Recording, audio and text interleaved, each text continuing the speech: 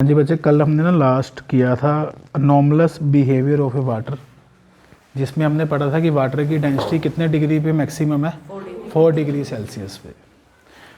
आज हम नेक्स्ट कर रहे हैं इसके अंदर डेफिनेशंस है। सबसे पहले डेफिनेशन अपने पास आती है melting point.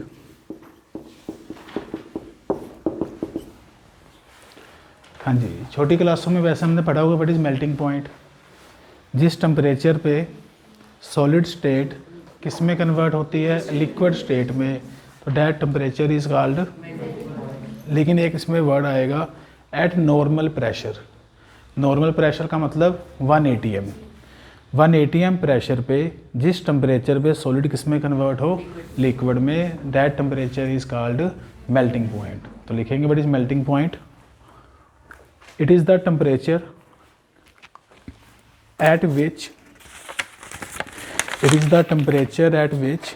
solid convert into liquid state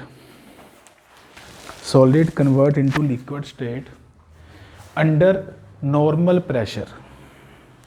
Solid convert into liquid state under normal pressure. Normal pressure का मतलब कितना प्रेशर होना चाहिए, 1 atm अंडर नॉर्मल प्रेशर। ये तो सिंपल एक डेफिनेशन थी। और अब सबको पता है वाटर के लिए what is melting point, 0 degree Celsius. अब हमने ये पढ़ना है कि मेल्टिंग पॉइंट पे प्रेशर का क्या इफेक्ट होता है, वो मेन है। लिखेंगे effect of pressure on the melting point. Effect of pressure on the melting point.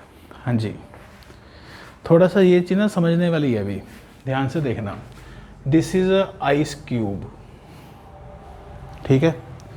Ice cube कितने डिग्री सेल्सियस टेम्परेचर पे है, 0 डिग्री पे है, और इसका जो मेल्टिंग पॉइंट है वो भी 0 डिग्री है। सोच के बताना, हम इसमें से कौन सा टेम्परेचर मेजर कर सकेंगे। ये 0 वाला मेजर करें या मेल्टिंग पॉइंट हम मेजर कर सकते हैं। रुक जाओ 2 मिनट, एक वेट करो। मैंने इस पे ना प्रेशर इंक्रीज़ किया। प्रेशर जब हम इंक्रीज़ करते हैं ना तो आइस मेल्ट होती है। जब भी हम आइस को अपने हैंड पे रख के प्रेस करके देखो, आइस का क्यूब मेल्ट होना शुरू हो जाएगा। तो प्रेशर इंक्रीज़ करने पे आइस का क्यूब मेल्ट क्यों होता है, क्योंकि प्रेशर इंक्रीज़ करने पे मेल्टिंग पॉइंट क्या करता है, डिक्रीज़ करता है। और मैं मान लेता हूँ कि पहले मेल्टिंग पॉइंट 0 था, ठीक है। अब मैंने प्रेशर इंक्रीज़ किया, मेल्टिंग पॉइंट मान लेते हैं, अब कितना हो गया, -4 हो गया। इस आइस क्यूब का कितना टेम्परेचर है, मेल्टिंग पॉइंट कितना है। अब आपको कौन सा टेम्परेचर हम एक्चुअली कैलकुलेट कर रहे हैं, 0 आपके सामने है कि -4 आपके सामने है। मेल्टिंग पॉइंट एक इंटरनल प्रॉपर्टी है कि एक्सटर्नल आपको दिखता है कि इतना मेल्टिंग पॉइंट है थर्मामीटर से। इंटरनल प्रॉपर्टी है। मेल्टिंग पॉइंट को हम जब आइस का क्यूब मेल्ट करेगा तभी आप मेजर कर सकते हैं। तो जब मैंने प्रेशर इंक्रीज़ किया, क्या डिक्रीज़ हो गया, मेल्टिंग पॉइंट। अब चेक करेंगे इस आइस क्यूब का अब कितना टेम्परेचर है, मेल्टिंग पॉइंट कितना हो गया। तो इसका टेम्परेचर किससे ज़्यादा है, मेल्टिंग पॉइंट से ज़्यादा है, जिसके कारण प्रेशर इंक्रीज़ करने पे आइस का क्यूब मेल्ट होना शुरू कर देगा, क्योंकि इसका टेम्परेचर किससे ज़्यादा हो गया, मेल्टिंग पॉइंट से ज़्यादा हो गया। तो जब भी हम बॉडी पे क्या इंक्रीज़ करते हैं, प्रेशर, थोड़ा लिखेंगे पहले। When we increase the pressure on a body, melting point decrease. मेरे पास आपको एक लाइन ये लिखवानी थी। अब जो मैंने आपको एग्जांपल ये बताई है ना, ये आप नोट करेंगे, अपनी लैंग्वेज में नोट करना है आपने। हमने जब प्रेशर इंक्रीज़ किया तो मेल्टिंग पॉइंट जो पहले 0 था वो डिक्रीज़ होकर कितना हो गया, -4 हो गया।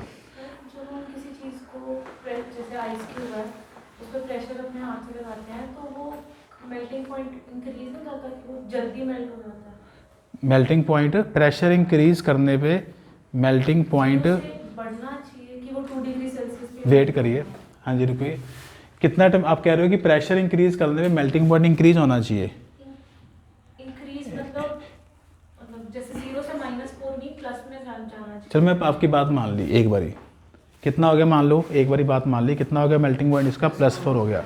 अब आइस क्यूब का कितना टेम्परेचर है, मेल्टिंग पॉइंट से कम है क्या ज़्यादा है? कम है। अगर बॉडी का टेम्परेचर उसके मेल्टिंग पॉइंट से कम हो तो बॉडी कहाँ मेल्ट होएगी? बॉडी फ्रीज ही रहेगी। बॉडी कब पिघलती है? जब उसका टेम्परेचर किससे ज़्यादा हो? मेल्टिंग पॉइंट से ज़्यादा हो। तो जब मैंने प्रेशर इंक्रीज़ किया तो मेल्टिंग पॉइंट डिक्रीज़ हो गया और वो +4 की बजाय, मैं एग्जांपल ले रहा हूँ, कम हो गया, -4 हो गया। अब मेल्टिंग पॉइंट कितना है? -4, मतलब -4 पे उसने मेल्ट होना था। अब बॉडी का टेम्परेचर कितना है? तो बॉडी का टेम्परेचर ज़्यादा है उसके मेल्टिंग पॉइंट से, तो फिर बॉडी क्या करेगी? मेल्ट ही करेगी। बॉडी का टेम्परेचर ज़्यादा ना मेल्टिंग पॉइंट से, तो बॉडी क्या करेगी? मेल्ट करेगी। तो मेल्टिंग प्रेशर इंक्रीज करने पे मेल्टिंग पॉइंट क्या करता है? डिक्रीज। मैंने बस एक बात आपको बतानी थी, एग्जांपल अपनी लैंग्वेज में हम नोट करेंगे। इसमें आपको कई चीज़ें पता चलेगी अभी।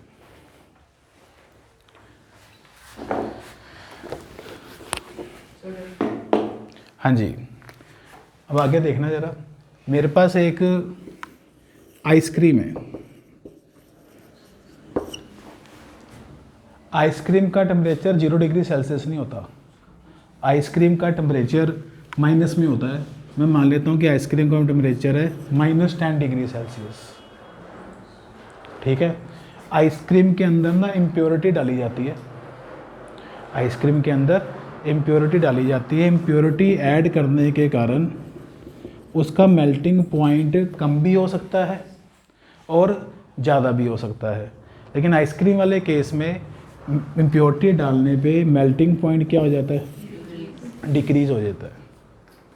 कुछ ऐसी इम्प्योरिटी भी है जिनको डालने पे मेल्टिंग पॉइंट इंक्रीज़ करेगा, वो थोड़ी देर में बताते हैं।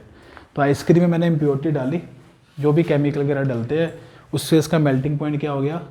डिक्रीज़ हो गया।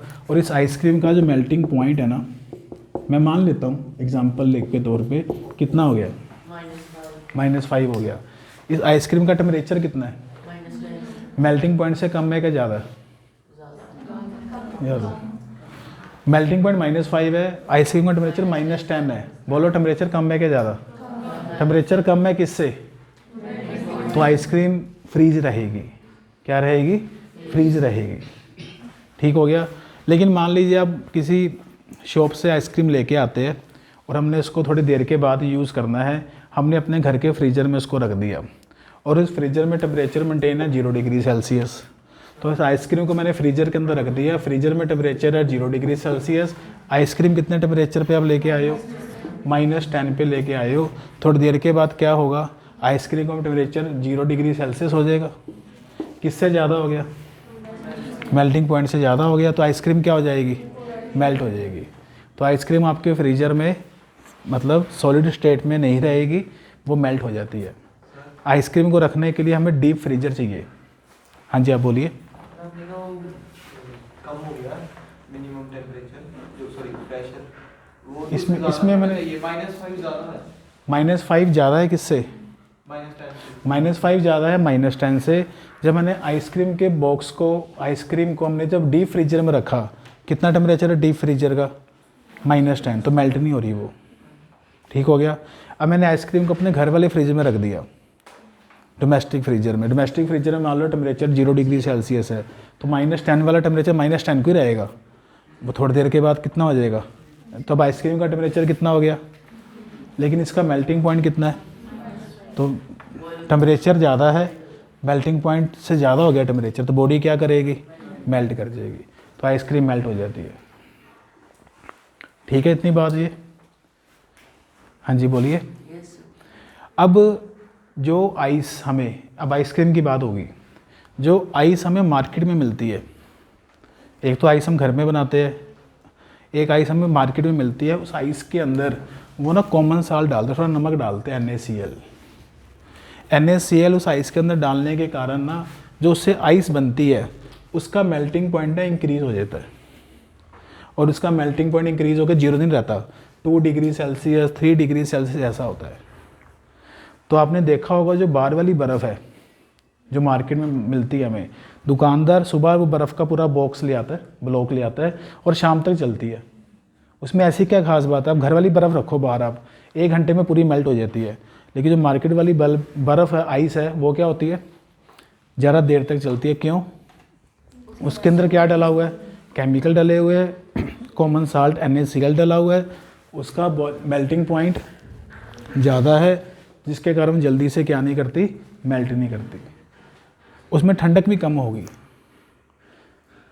ठंडक समझ रहे हो भी, उसमें ठंडक भी कम होगी। अगर आपके घर वाली बर्फ़ 1 kg ठंडा करती है वाटर, तो हमें बाज़ार वाली बर्फ़ ज़्यादा डालनी पड़ेगी ठंडा करने के लिए, क्योंकि जो बाज़ार वाली बर्फ़ है उसमें वो क्या डालते हैं, कॉमन साल्ट NaCl डालते हैं, जिससे उसका मेल्टिंग पॉइंट बोलिए इंक्रीज़ हो जाता है।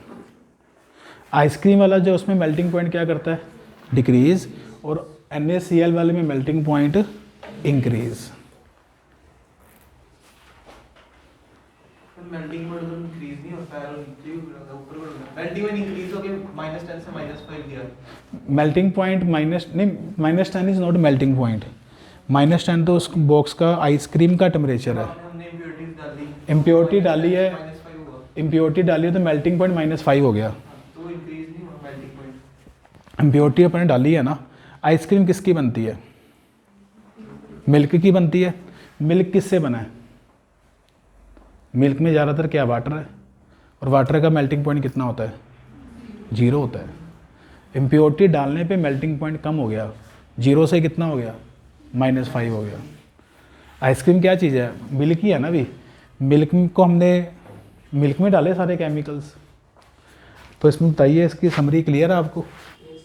पहली बात क्या याद रखनी है, प्रेशर इंक्रीज़ करने पे मेल्टिंग पॉइंट क्या करता है, डिक्रीज, जिससे आइस क्या कर जाती है, मेल्ट। इम्प्योरिटी डालने से मेल्टिंग पॉइंट कम भी हो सकता है और ज़्यादा भी, डिपेंड किस पे करता है, वो इम्प्योरिटी कैसी है। मैंने आपको दोनों एग्जांपल बता दी। आइसक्रीम में इम्प्योरिटी डालते हैं ताकि मेल्टिंग पॉइंट कम हो जाए, और जो मार्केट वाली आइस है उसमें इम्प्योरिटी ऐसे डालते हैं ताकि मेल्टिंग पॉइंट क्या हो जाए, इंक्रीज़ हो जाए, ताकि वो ज़्यादा देर तक चले। अब बताइए, ठीक है। चलूँ आगे। अब एक बात बताइए, आइस मेल्ट हो रही है, तो मेल्ट क्यों हो रही है, वो क्या कर रही है, एक्चुअली मेल्ट कैसे हो रही है, वो सराउंडिंग से क्या अब्जॉर्ब कर रही है, हीट, और आइसक्रीम क्या हो रही है, मेल्ट हो रही है। यही चीज़ है। तो जब भी कोई चीज़ मेल्ट होगी वो सराउंडिंग से क्या अब्जॉर्ब करेगी, हीट, और मेल्ट हो जाएगी। तो सराउंडिंग को क्या लगेगी, ठंडक लगेगी, बोलो, सराउंडिंग को क्या लगेगी, ठंडक लगेगी। तो आइसक्रीम हम खाते हैं, तो आइसक्रीम हमारे माउथ में जाती है, और माउथ में जाती मेल्ट हो जाती है। तो वो एक्चुअली क्या करती है, बॉडी से वो क्या ले रही है, हीट ले रही है, और हीट लेके आइसक्रीम क्या होगी, मेल्ट। तो हमें फॉर द टाइम बीइंग क्या लगता है, ठंडक सी लगती है। तो हमें ठंडक कब लगती है, जब आइसक्रीम क्या होगी, मेल्ट होगी। ठीक है, क्या होगी, ये मैं क्यों बता रहा हूँ आपको, क्योंकि हिली एरियाज़ में जब स्नोफॉल होता है तो आसपास के जो लोग हैं वो स्नो के ऊपर थोड़ा सा नमक फेंक के आते हैं, ताकि वो आइस उनका क्या इंक्रीज़ हो जाए, मेल्टिंग पॉइंट, वो मेल्ट ना करे। क्यों, अगर आइस पड़ चुकी है, स्नोफॉल हो चुका है, अगर आइस मेल्ट होती है फिर इलाके में ठंडक ज़्यादा होएगी। जब तक बर्फ़ नहीं पिघल रही तब तक ठंडक ज़्यादा नहीं होएगी। तो वहाँ के जो लोग हैं वो क्या करते हैं, आसपास के जो गवर्नमेंट है वहाँ की लोकल, वो क्या करती है, उस आइस के ऊपर थोड़ा सा नमक मतलब NaCl का स्प्रेड करवा देते हैं, ताकि उसका क्या इंक्रीज़ कर दे, मेल्टिंग पॉइंट, और आइस मेल्ट ना हो। तो हमें ठंड कब लगती है, जब पहाड़ों पे बर्फ़ मेल्ट होती है। अगर आइस वैसी की वैसी पड़ी है फिर हमें कुछ नहीं है। तो ये 2-3 बातें आप नोट कर लो। किसी को क्वेरी है, कोई डाउट है तो बताओ। हमें फिरोजपुर में रहते हैं, अपने को इतना बात पता नहीं है ना, तुमने अपन देखा ही नहीं कैसे स्प्रेड करते हैं, लेकिन होता है ये। अगर आइस मेल्ट होगी तो ठंडक हो जाएगी, टेम्परेचर और ज़्यादा माइनस में चला जाएगा उस इलाके का।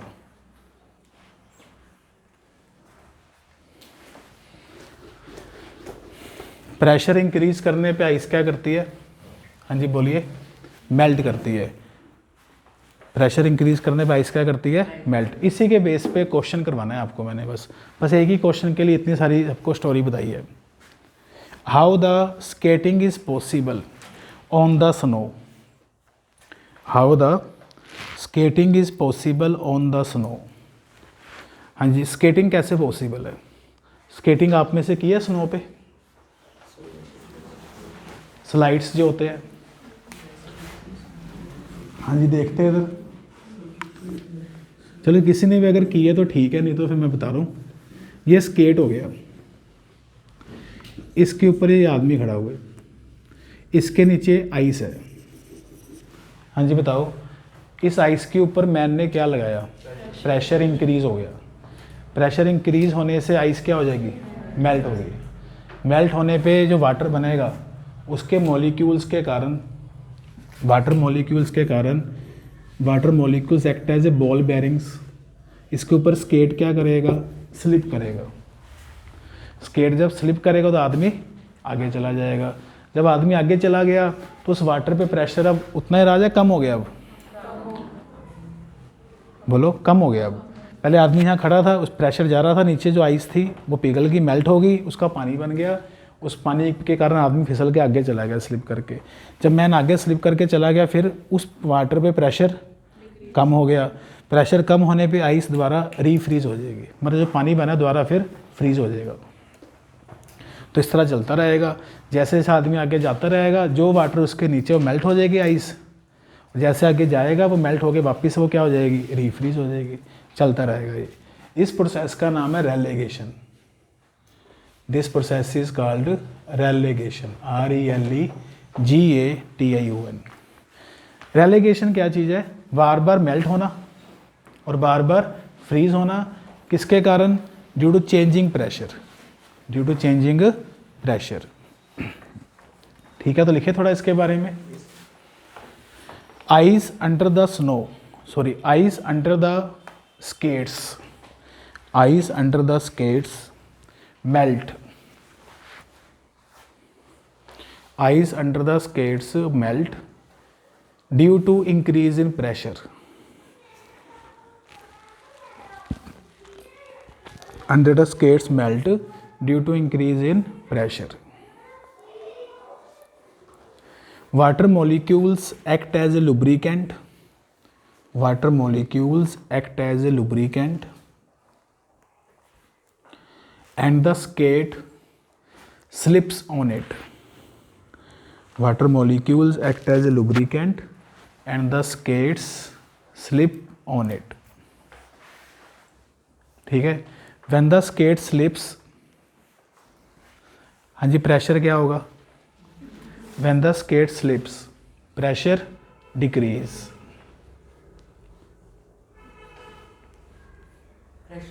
डिक्रीज, जब स्केट स्लिप कर गया तो प्रेशर डिक्रीज हो गया। Again water freeze into ice. Pressure decrease होने से जो वाटर बना वापस किस में फ्रीज हो जाएगा? आइस में। This process is called relegation. This process is called, क्या नाम रखा है इस प्रोसेस का हमने? रेलेगेशन। कि बार बार वाटर बन रहा है, बार बार फ्रीज हो रहा है, चलता रहेगा ये। ठीक है, तो इसके बारे में ये था मेल्टिंग पॉइंट के बारे में। नेक्स्ट टॉपिक आता आपके पास बॉइलिंग पॉइंट। हाँ जी सर, इससे पहले आपने बताया था कि हमने आइस पे प्रेशर लगाया तो उसका मेल्टिंग पॉइंट जो है वो डिक्रीज हो गया। आइस पे प्रेशर लगाया तो मेल्टिंग पॉइंट डिक्रीज होगा और आइस मेल्ट होगी। सर, अगर प्रेशर हटा दें तो उस केस में प्रेशर आइस बन जाती प्रेशर हटा देंगे तो हम फिर प्रेशर कम कर दिया ना। अब प्रेशर कम करने से क्या होगा? मेल्टिंग पॉइंट क्या हो जाएगा? इंक्रीज हो जाएगा, दोबारा फ्रीज हो जाएगा। प्रेशर लगाओगे तो आइस मेल्ट हो जाएगी, प्रेशर लगाओगे तो आइस, लगाएंगे प्रेशर तो आइस मेल्ट, प्रेशर हटाया तो आइस फ्रीज, मतलब जो पानी बना दोबारा फिर फ्रीज हो जाएगा। चलता रहता है ये प्रोसेस, रेलेगेशन कहते हैं इसको। नेक्स्ट टॉपिक आता है अपने पास बॉइलिंग पॉइंट। हाँ जी, व्हाट इज बॉइलिंग पॉइंट? जिस टेम्परेचर पे, हाँ जी, जो लिक्विड है वो किस में कन्वर्ट हो? वेपर्स में। Temperature at which liquid converts into vapours under normal pressure. Liquid converts into vapour under normal pressure. Normal pressure हम कितना लेते हैं? 1 atm। ठीक है, वाटर के लिए what is boiling point? Water के लिए 100 डिग्री सेल्सियस। हमने ना एक्चुअल में ना इफेक्ट पढ़ना है प्रेशर का। प्रेशर का क्या इफेक्ट है? When we increase the pressure boiling point increase. अब ये बॉइलिंग पॉइंट इंक्रीज कैसे होता है प्रेशर इंक्रीज करने पे? केमिस्ट्री के हिसाब से आपको डेफिनेशन याद है इसकी बॉइलिंग पॉइंट की? केमिस्ट्री के हिसाब से कराइए आपने केमिस्ट्री में डेफिनेशन की बॉइलिंग पॉइंट की? शायद केमिस्ट्री में ये थी कि temperature at which the vapour pressure equal to atmospheric pressure. ऐसा कुछ पढ़ा आपने? नहीं? चलो कोई बात नहीं। तो प्रेशर इंक्रीज़ करने पे बॉइलिंग पॉइंट क्या करता है? इंक्रीज़ करता है। क्यों? क्योंकि अगर हम प्रेशर ज़्यादा लगाएंगे, सामने देखना, हमने प्रेशर ज़्यादा लगाया तो जो लिक्विड है वेपर्स बनने में उसको टाइम क्या लगेगा? ज़्यादा लगेगा, मतलब टेम्परेचर उसको ज़्यादा चाहिए। ज़्यादा प्रेशर लगाओगे तो वेपर बनने में उसको टेम्परेचर क्या चाहिए? एनर्जी क्या चाहिए, मतलब ज़्यादा चाहिए। तो प्रेशर इंक्रीज़ करने पे बॉइलिंग पॉइंट इंक्रीज़ होता है, और प्रेशर डिक्रीज़ करने पे boiling point decrease. Same direction होगी, मतलब इंक्रीज़ है तो इंक्रीज, डिक्रीज़ है तो डिक्रीज़। इसी के बेस पे हम कुछ क्वेश्चंस कर रहे हैं। हाँ जी, पहला क्वेश्चन लिखेंगे, can we boil the water without heating it? Can we boil the water without heating it? हाँ जी बताइए, बिना गर्म किए वाटर को हम बॉयल कर सकते हैं? देखो इधर, ये वाटर है, प्रेशर को आप कम कर दो, कम कर दिया प्रेशर। प्रेशर कम करने से क्या चीज़ कम हो जाएगी? बॉइलिंग पॉइंट कम हो जाएगा। मान लेते हैं मैं प्रेशर कम करता जा रहा हूँ, रूम टेम्परेचर 27 है। कितना रूम टेम्परेचर? तो मैं प्रेशर कम करता जा रहा हूँ, बॉइलिंग पॉइंट भी कम होता जा रहा है। एक टाइम पे इसका बॉइलिंग पॉइंट कितना हो जाएगा? मान लेते हैं 27, और वो किसके बराबर हो गया? रूम टेम्परेचर के। तो इसके अंदर जो लिक्विड होगा वो क्या हो जाएगा? वाटर क्या करेगा? वेपर बन जाएंगे। क्या ये वेपर गर्म होंगे? ये गर्म वेपर्स नहीं होंगे, क्योंकि किस टेम्परेचर पे है? ये 27 पे है, लेकिन बॉयल तो वो हो गया, लेकिन बॉयल हो चुका। तो बिना गर्म किए क्या हम वाटर को बॉयल कर सकते हैं? क्वेश्चन का आंसर बताइए, यस और नो? यस। कैसे? By decreasing the pressure.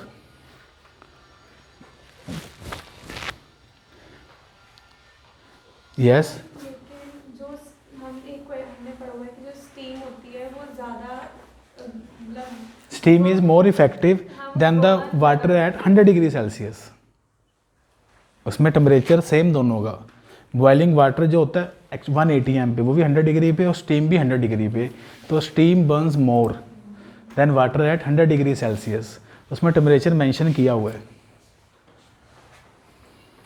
ये स्टीम तो बन गई, मतलब वेपर तो बन गए, लेकिन ये वेपर कितने डिग्री पे है? 27 पे है। ये गर्म वेपर नहीं है, ये गर्म वेपर नहीं है। एक चीज़ चलो और, आपने क्वेश्चन पूछा आप मुझसे, एक चीज़ और आपको मैं बताना चाहता हूँ। कुछ ना स्टीमर आते हैं, जैसे अब विंटर सीजन शुरू हो रहा है तो कुछ लोग ना स्टीमर आते हैं, स्टीम में भांप लेते हैं, मतलब जैसे स्टीम लेते हैं बॉडी में ताकि अपना रेस्पिरेटरी सिस्टम ठीक हो जाए। वो स्टीमर क्या करता है? जो स्टीम वो निकल रही है, क्या वो 100 डिग्री सेल्सियस पे है? 100 पे होगी तो बर्न हो जाएगी सारी स्किन। वो स्टीमर जो है उसका काम है, वो स्टीमर में आपने एक चीज़ और नोट की होगी कि जैसे हमने ऑन किया बटन वैसे स्टीम बन के बाहर आती है, नो टाइम गैप। तो एक्चुअली स्टीमर का थोड़ा सा फंक्शन ये भी है कि प्रेशर डिक्रीज़ करता है। प्रेशर डिक्रीज़ करने पे बॉइलिंग पॉइंट कम होता है, तो स्टीम जो निकलती है ना कम टेम्परेचर पे बाहर निकलती है, 57 पे निकलेगी या 40 पे निकलेगी, इस तरह निकलती है। 100 वाली स्टीम नहीं है वो। 100 वाली स्टीम तो बॉडी बर्न कर देगी सारी। क्लियर है बात ये वाली? थोड़ा सा ये नोट कर लो बात ये वैसे ही कॉमन सेंस की नॉलेज की बातें है। अगर आपके घर पे थोड़ा टाइम हो, अगर आपके घर पे स्टीमर पड़ा हो तो आप स्टीमर को हीट करना, स्टीम बाहर निकलेगी, उसके आगे थर्मामीटर लगा देना, उसमें टेम्परेचर आ जाएगा, नोट करना कितना टेम्परेचर आ रहा है। उसका टेम्परेचर 100 डिग्री सेल्सियस नहीं होएगा, कम होता है।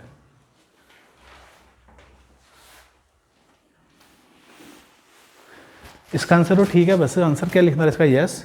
By decreasing the pressure boiling point decrease, और पानी बॉयल हो जाएगा।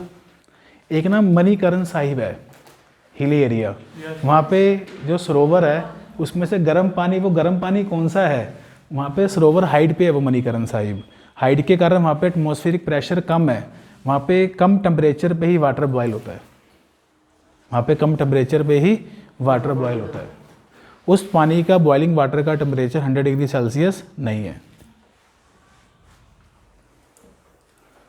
देखा आपने किसी ने मरीगन साहिब में देखा है वो, तो वहाँ पे पानी गर्म होता है ना, उसमें कुछ लोग राइस वगैरह पकाते हैं, तो उसमें एटमॉस्फेरिक प्रेशर कम है वहाँ पे, जिसके कारण जो वाटर है वो क्या करता है, बॉयल करता है, और बॉइलिंग टेम्परेचर कम है उसका। लेकिन चले आगे, नेक्स्ट आता है question, why we use pressure cooker to cook the food. हाँ जी, अब आपको मैं पूरी हिस्ट्री बताऊंगा इसकी कुकर के बारे में फिजिक्स के हिसाब से, लेकिन मैंने इसका प्रैक्टिकल नहीं किया हुआ, बट थ्योरेटिकल है ये। सबसे पहले तो ये बताइए, हम किसी भी चीज़ को बॉयल करते हैं, मैं राइस को बॉयल कर रहे हैं अपन, बॉयल का मतलब क्या होता है, उबालने का मतलब क्या होता है, राइस कैसे उबलेगी भी,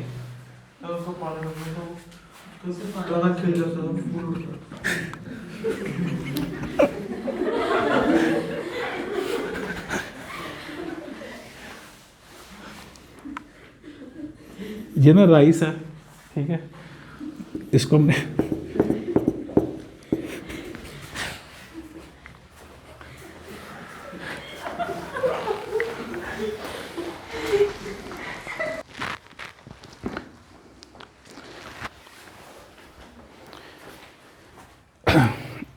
जो राइस है ना बच्चे, वो एक तरह का हार्ड है।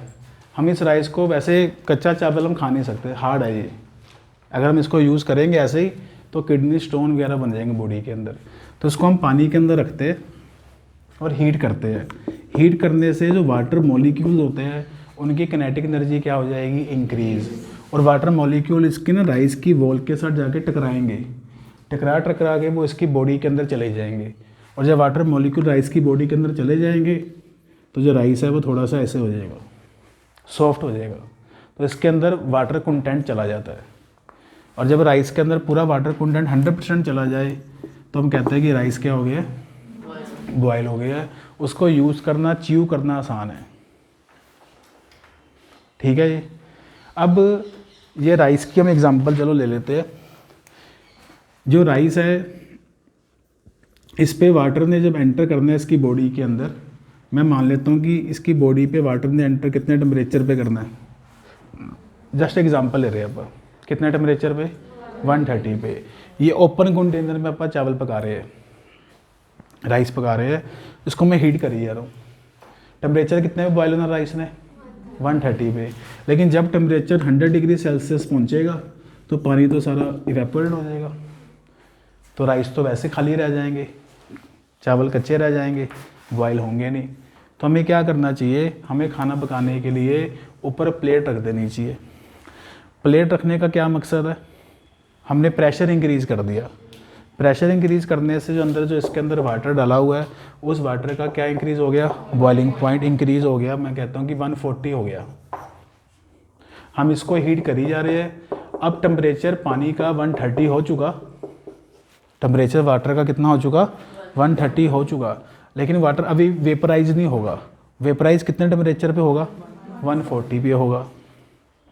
तो बस ठीक है, इसके अंदर 130 वाले टेम्परेचर पे प्रॉपर वाटर, राइस के अंदर प्रॉपर वाटर कंटेंट चला जाएगा। फिर हम कहेंगे जो राइस है वो क्या हो चुके हैं, बॉयल हो चुके हैं। तो प्लेट जो हम रखते हैं खाना पकाने से पहले, जो खाना पकाते वक्त, उस प्लेट का क्या काम है, उसने क्या इंक्रीज़ कर देना, प्रेशर। प्रेशर इंक्रीज़ करने से क्या इंक्रीज़ हो गया, बॉइलिंग पॉइंट, जिससे जो खाना है वो सही पकता है। सर जब राइस बॉयल हो जाते हैं तो उसमें सर क्यों होल्स क्यों आ जाते हैं? राइस जब बॉयल होते हैं तो उसके अंदर होल्स आ जाते हैं। सर इसका भी तो कोई फिजिक्स नहीं, होल्स का तो मैंने नहीं कभी ऐसे देखा। सर होता है। जब कोई राइस का थोड़ा, फिर जब बने आपके घर में राइस थोड़ा सा उसमें होल हो तो 1-2 दाने ले आना, हम देख लेंगे। सर होल मतलब कि उसकी रिकॉग्निशन ही ऐसे होती है, अगर होल जाते हैं तो पता चलता है कि पक गए हैं। अभी इतना मुझे नहीं पता। अभी मैंने आपको फिजिक्स के अकॉर्डिंग बताया, अभी मैं 2-3 बातें और बता रहा हूँ, मैं देख दूंगा, मुझे नहीं क्लियर ये। चले आगे। अब बात चल रही है प्रेशर कुकर की, खाना पकाने के लिए। इसमें ऊपर एक विसल लगी होती है, पता ही है आपको, ठीक है। जब खाना, अब राइस की बात छोड़ दो, हम कुकर की बात अब कर रहे हैं, इसमें हम खाना पका रहे हैं, खाना पक चुका और ये सारा कुछ यही है। कितना टेम्परेचर है इसके अंदर? 130 है। तो जब खाना जब पक जाता है ना, तो हमें कहते हैं कि 10-15 मिनट इंतज़ार करो, वेट करो। अभी खाना गैस वो बंद कर देता है, कहते हैं 10-15 मिनट वेट करो। ऐसा क्यों बोलते हैं? क्योंकि जैसे ही खाना पका अगर हम वैसे इसका कवर हटा देंगे तो प्रेशर क्या हो गया? कवर हटा दिया भाई, अब प्रेशर क्या हो गया? डिक्रीज़ हो गया। प्रेशर डिक्रीज़ होने से बॉइलिंग पॉइंट कितना हो गया? अब कम हो गया। कितना हो गया? एग्जांपल 100 हो गया। अंदर कितने टेम्परेचर पे है पानी? तो बाहर वाला बॉइलिंग पॉइंट कितना है? अंदर टेम्परेचर कितना है? एकदम से स्टीम बन के बाहर निकलेगी और वो इंजरी कोज कर सकती है। इसलिए वो 5-10 मिनट का हमें इंतज़ार करना पड़ता है ताकि इसका प्रॉपर नॉर्मल टेम्परेचर हो जाए और इसके जब जैसे हम एकदम से कवर हटाए और स्टीम जो बने वो नुकसान ना करे। ठीक है ये तो आपने देखा होगा, इतना हमें पता ही है कि खाना पकाने के 5-10 मिनट के बाद हम वेट करते हैं कि कुकर को सिर्फ ओपन नहीं करते। अगर आपको नहीं पता, थोड़ा घर पे जाके आप क्लियर कर देना बात ये वाली। तो प्रेशर कुकर हम क्यों यूज़ करते हैं? सिंपल एक लाइन में आंसर लिखेंगे। प्रेशर कुकर क्या इंक्रीज़ करता है? क्या इंक्रीज़ करता है बच्चे? प्रेशर इंक्रीज़ करने से बॉइलिंग पॉइंट इंक्रीज़ हो जाता है। प्रेशर इंक्रीज़ करने से,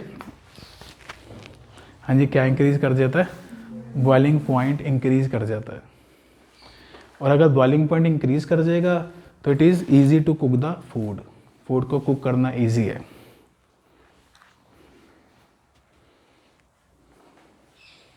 ठीक है, एक क्वेश्चन हो रहा है बॉइलिंग पॉइंट का last. Why it is difficult to cook the food on the mountains? सुना होगा आपने छोटी क्लासों में, ठीक है। माउंटेन्स पे फूड कुक करना डिफ़िकल्ट है क्योंकि माउंटेन्स पे प्रेशर कम है, तो बॉइलिंग पॉइंट भी कम है, खाना सही तरह पकता नहीं और ठीक है सही नहीं मतलब रहता है वो। बॉइलिंग पॉइंट कम तो जो फूड है it can not cook properly. हाँ जी, बॉइलिंग पॉइंट के बच्चे बारे में कोई क्वेरी हो तो बताओ, नहीं तो मैं आगे बता रहा हूँ आपको। इसका हिली एरियाज में एटमॉस्फेरिक प्रेशर से कोई लिंक नहीं है। किसका? वो तो क्वेश्चन है। हिली एरिया में खाना पकाना तो आपको प्रेशर कुकर यूज़ करना ही पड़ेगा। और ग्राउंड एरिया में इतना ज़्यादा नहीं। ग्राउंड एरिया में फिरोजपुर है जैसे, यहाँ पे आप प्लेट रख दो खाना पक जाएगा। हिली एरिया में प्लेट रख के खाना जल्दी से पकता नहीं है, उसको टाइम लगेगा। वो जो स्टीम एक्स्ट्रा बन गई अंदर, उसका जो स्टीम हम लगी होती है ना ऊपर एक्स्ट्रा, अंदर जो स्टीम इकट्ठी हुई हुई है उसको निकालने के लिए होती है वो। अंदर का टेम्परेचर मेंटेन करती है वो स्टीम। अगर आपका वो स्टीमर ऊपर वाला ख़राब हो जाएगा ना, अगर ऊपर वाला, एक चीज़ और मुझे ज़्यादा नहीं पता भी इसके बारे में, ये पता है कि अगर आपने भी खाना पकाना है उसमें स्टीम का, इसका विसल का भी हिसाब होता है भाई। ये पकाना है तो उसके लिए 2 विसल आनी चाहिए, ये पकाना है उसके लिए 3 विसल आनी चाहिए, ये भी होता है कुछ। अब इतना डीप मत जाओ, क्वेश्चन अपना टॉपिक ख़त्म हो गया बस, अब हम आगे चल रहे हैं, नहीं तो इस पर बात चलती रहेगी क्योंकि कुकिंग क्लास कोई चल रही है। वो अगर इसकी विसल ख़राब होगी तो अंदर इतनी ज़्यादा हीट बन जाएगी, स्टीम बन जाएगी, वो बर्स्ट कर जाएंगे। उसकी विसल ऊपर वाली अच्छी सही होनी चाहिए। उसको एकदम टूटी के नीचे भी लेके आती है। हाँ ये भी हो सकता है। नहीं, जो एकदम खाना भी बनाई है जिसके लिए। और इसी वक्त खाना चाहते हो? नहीं सर, अगर उसको हम एकदम टैप के नीचे वाटर में ले आए तो बर्स्ट कर सकते हैं। यही कारण है कि अंदर प्रेशर ज़्यादा है। अगर एक बार बाद में बताते हैं, बाद में बताते हैं एक बार। चलिए आगे, नेक्स्ट अगला टॉपिक आता है इवेपोरेशन। डेफिनेशन है इवेपोरेशन। हाँ जी, इवेपोरेशन क्या चीज़ है?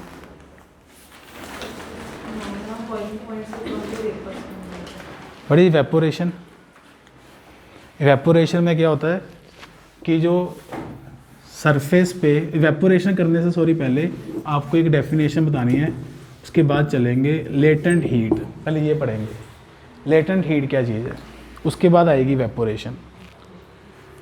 हाँ जी, व्हाट इज़ लेटेंट हीट? कि हम बॉडी को कितनी हीट एनर्जी दे ताकि उसकी स्टेट क्या हो जाए, change without change in temperature, solid से लिक्विड और लिक्विड से vapours without change in temperature.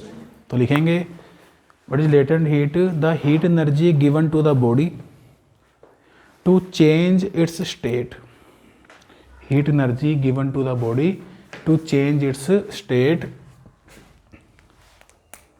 Without change in temperature, change its state without change in temperature.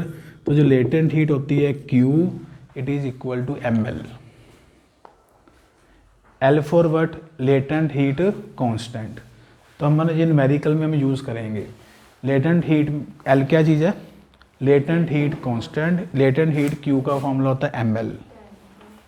हाँ जी बोलिए। Q हीट एनर्जी को आप Q से डिनोट करेंगे, heat energy denoted by Q। तो लेटेंट हीट कांस्टेंट की वैल्यू बन जाती है Q/m। Q एनर्जी है, m मास है, तो उसके यूनिट बनेंगे जाउल पर kg। लेटेंट हीट कांस्टेंट के यूनिट क्या बनेंगे, जाउल पर kg।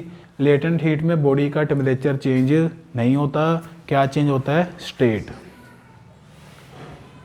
ठीक है। इसके बाद लेटेंट हीट दो तरह की होती है, पता ही है आपको, लेटेंट हीट ऑफ वेपराइजेशन और लेटेंट हीट ऑफ फ्यूजन। ये हम सब कुछ आगे पढ़ेंगे, इसके न्यूमेरिकल्स आएंगे। अब बात आती है इवेपोरेशन। इवेपोरेशन में क्या होता है ये समझेंगे अपन। जैसे इधर सामने देखिए, इस पे ना वाटर गिरा हुआ है, तो वाटर क्या करेगा, सरफेस से हीट लेगा और हीट लेके वाटर क्या हो जाएगा, वेपराइज हो जाएगा। तो वेपोरेशन क्या चीज़ है, वेपोरेशन में जो मॉलिक्यूल्स ऑफ द लिक्विड है वो सरफेस से लेटेंट हीट लेके वेपराइज हो जाते हैं।